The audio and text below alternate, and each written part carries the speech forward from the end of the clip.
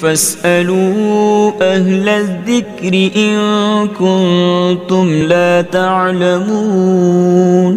تو اے لوگو علم والوں سے پوچھو اگر تمہیں علم نہ ہو۔ السلام علیکم ورحمۃ اللہ وبرکاتہ۔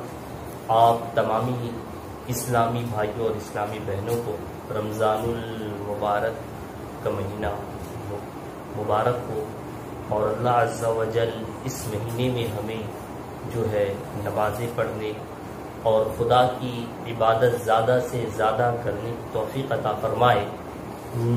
جو یہ ایپیسوڈ چلا رہا تھا عقائد کے تعلق سے، تو ہم نے عقیدے کی تعریف تو سن لی، اور ضروریات اسلام کے بارے میں آج انشاءاللہ ہم جانیں گے ضروریات اسلام کسے کہتے ہیں۔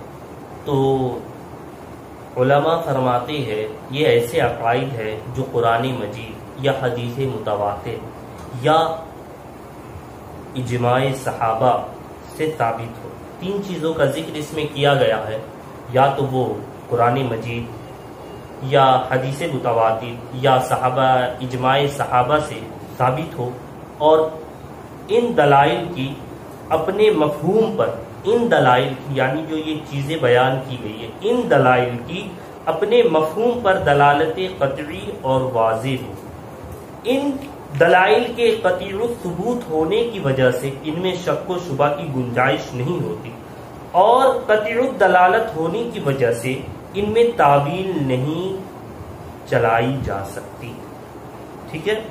اور یہ ایسے عقائد میں سے ہے کسی ایک عقیدے کا منکر بھی کافر ہو جاتا ہے۔ ضروریات اسلام کا اگر کوئی منکر ہو، انکار کرنے والا ہو، تو یہ متفق علیہ فیصلہ ہے کہ وہ شخص کافر ہو جاتا ہے۔ مثلا آپ اسے اس طرح سمجھ سکتے ہیں کہ اللہ تبارک و تعالیٰ کو واجب الوجود ماننا، اس کے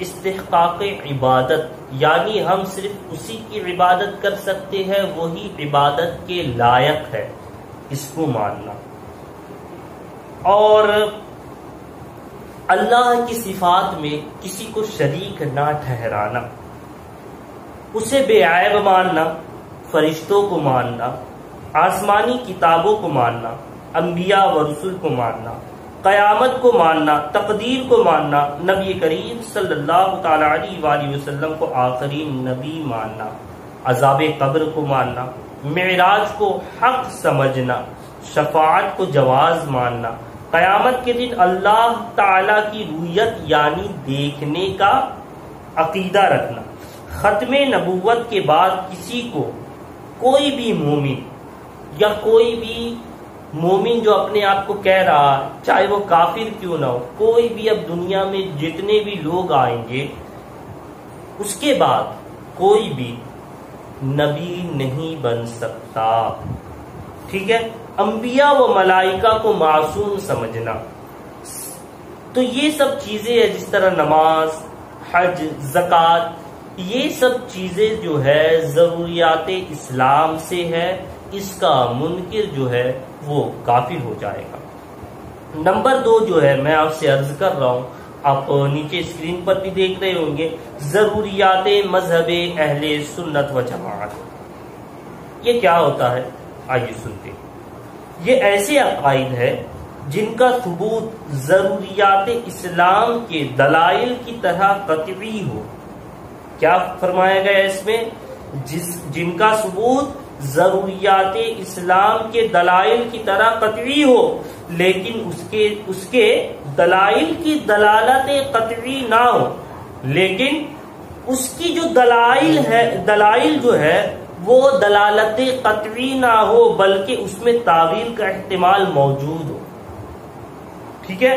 یا اگر ثبوت ظنی ہو تو دلالت قطعی ہو، جیسے ائمہ اربعہ کا اجماع، لہذا اس کے منکر کو کافر نہیں کہا جاتا، البتہ ایسا شخص اہل سنت سے خارج ہو جاتا ہے۔ مثلا خلفائے اربعہ علیہم الرضوان کی خلافت، شیخین کو افضل سمجھنا، اور موضوع پر مسح کو جائز سمجھنا، تمام صحابہ و اہل بیت علیہ رضوان کا ادب، اجماع امت کی حجت کو تسلیم کرنا، ہمیشہ جماعت کا ساتھ دینا اور شذوذ سے بچنا۔ شذوذ کہتے کسے ہے؟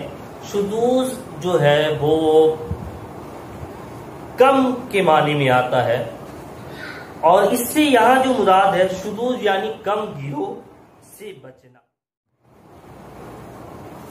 اس میں سے نمبر 3 ہے ثابتات محکمہ۔ یہ ایسے عقائد ہے جو ضمنی دلائل سے ثابت ہو۔ یہ دلائل اس قدر وزنی ہوتے ہیں، اس قدر وزنی ہوتے ہیں کہ جانب خلاف کو بچھاڑ کر رکھ دیتی ہے۔ یعنی اس سے مراد یہ آپ سمجھیے کہ دو رفیق ہے، دونوں میں اگر مباحثہ ہو رہا ہے تو جس کے دلائل زیادہ مضبوط ہوتی تو جانب مخالف یعنی جو اس کے مد مقابل جو کھڑا ہے اس کو بچھاڑ کر رکھ دیتا ہے، یعنی وہ اب خاموش ہو جاتا ہے۔ جیسے صحیح، خبر واحد اور قول جمہور، ان کا خلاف بھی کوئی معمولی آفت نہیں۔ اللہ کا ہاتھ جماعت پر ہے، یعنی ید اللہ علی الجماعتی۔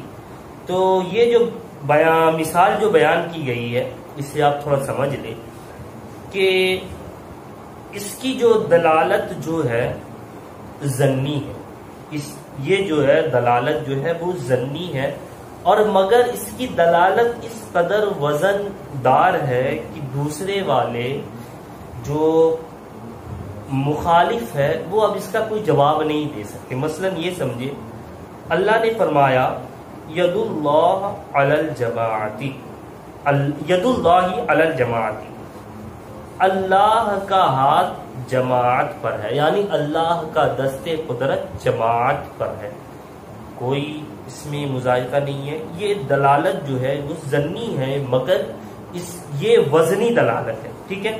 مثلا یہ آپ سمجھیے جیسے گستاخ رسول کی توبہ کا عدم قبول، یعنی گستاخ رسول کی توبہ جو ہے وہ قبول نہیں کی جائے گی۔ انبیاء کی فرشتوں پر افضلیت، حضرت عثمان غنی کی سیدنا علی المرتضی کرم اللہ تعالی وجہ الکریم پر افضلیت، یہ کچھ بھی نہیں ہے۔ اگر اس کا کوئی منکر ہوتا ہے تو کوئی احتمال نہیں ہے، منکر پر کوئی حکم نہیں لگتا۔ اس میں سے جو نمبر 4 جو چیز ہے ظنیات محتملہ، ہم اسے سن لیتے ہیں۔ یہ نظریات ایسی ظنی دلیل سے ثابت ہوتی ہے جو محض راجع ہو اور جانبی خلاف کے لیے گنجائش بھی موجود ہو۔ مثلا محبوب کریم صلی اللہ تعالی علیہ وآلہ وسلم کو عالم ما کانا و ما یکون سمجھنا، حاضر و ناظر سمجھنا، مختار کل سمجھنا، آپ صلی اللہ تعالی علیہ وآلہ وسلم کی نورانیت حسی یا رسول اللہ صلی اللہ تعالی علیہ یا رسول اللہ کہنے کا جواز، حضور صلی اللہ تعالی علیہ وآلہ وسلم کا سایہ نہ ہونا، علماء و شہداء کے شفیع بننے کا عقیدہ، مزارات کی زیارت، ٹھیک ہے، اور صاحب مزار سے توسل، بخاری شریف کو اصح الکتبی بعد کتاب اللہ سمجھنا، ٹھیک ہے۔ بعض کام ایسے ہیں جن کا تعلق عقیدے سے نہیں بلکہ عمل سے ہے، اور عصر حاضر میں اختلافی ہونے کی وجہ سے انہیں عقائد کے ساتھ ہم جوڑ دیتے ہیں۔ مثلا ایصال ثواب کے لیے دن مقرر کرنا، جیسے میلاد شریف منانا، کھڑے ہو کر صلاۃ و سلام پڑھنا، محبوب کریم صلی اللہ تعالی علیہ وآلہ وسلم کے اسم گرامی پر انگوٹھا چومنا، جنازے کے بعد دعا مانگنا، ایصال ثواب کے مختلف صورتیں مثلا سوئم، 40ویں عرس وغیرہ، یہ سب باتیں مستحب ہے، ان کا کرنا ثواب ہے، لیکن ان کے ترک سے نہ گناہ لازم آتا ہے۔ ایک محقق کو معلوم ہونا چاہیے کہ کون سی دلیل سے کیا ثابت ہوتا ہے اور کون سے دعوے پر کون سی دلیل درکار ہوتی ہے۔ آج کچھ لوگ ایسے ہیں جو قطعی باتوں کے انکار کو بھی کفر نہیں کہتے، اور کچھ لوگ ایسے ہیں جو ظنیات محتملہ اور مستحبات پر شرک کا فتویٰ داغ رہے ہیں۔ ایسا بھی دیکھنے میں آیا ہے کہ فقط تھوڑی سی بات کے چلتے، یعنی اگر کوئی ایصال ثواب نہیں کراتا تو آج ہمارے ممبروں پر جو ہے اسے کفر کے فتوے دے دیے جاتے۔ اگر کوئی یا رسول اللہ نہیں کہتا ہے، نہیں یہ کافر ہے، ایسا نہیں ہے۔ اگر جو اس چیز کا منکر ہے کہ وہ یا رسول اللہ کہنے والا نہیں ہے، یا آقا علیہ الصلوۃ والسلام کے نام پر وہ انگوٹھا نہیں چومتا ہے، تو ہم اسے کافر نہیں کہیں گے، اسے ہم گمراہ تک نہیں کہیں گے۔ آج ہمارے ممبروں پر یہ چیخ کر کہا جاتا ہے کہ یہ شخص کافر ہو چکا ہے، اس سے نہ مصافحہ کیا جائے، اس سے نہ نکاح کیا جائے۔ یاد رہے، یقیناً ہم ان لوگوں کی تکذیب کرتے ہیں، ان لوگوں کو بڑی نفرت، بڑی نگاہوں سے دیکھتے ہیں جو آقا کی گستاخی کرتے ہیں، مگر انگوٹھا نہ چومنا یہ آقا کی گستاخی نہیں ہے۔ آج ہمیں اس کی غور کرنا چاہیے۔ بہرحال اس صورت کا اصل سبب جو ہے، جو ہلاک فتوی بازی اور فاروق ڈنڈے کی فقط ہے، بس وہ لوگوں کے درمیان جو ہے وہ تفریق کرنا چاہتے ہیں۔ میں اسی بات پر آپ کو ختم کرنا چاہتا ہوں انشاءاللہ عز و جل۔ کل آپ کو میں شرک کی تعریف بتاؤں گا اور انشاءاللہ اس کی کتنی قسمیں ہوتی ہے، شرک کہتے کسے ہے، علماء نے تعریف کیا کی ہے۔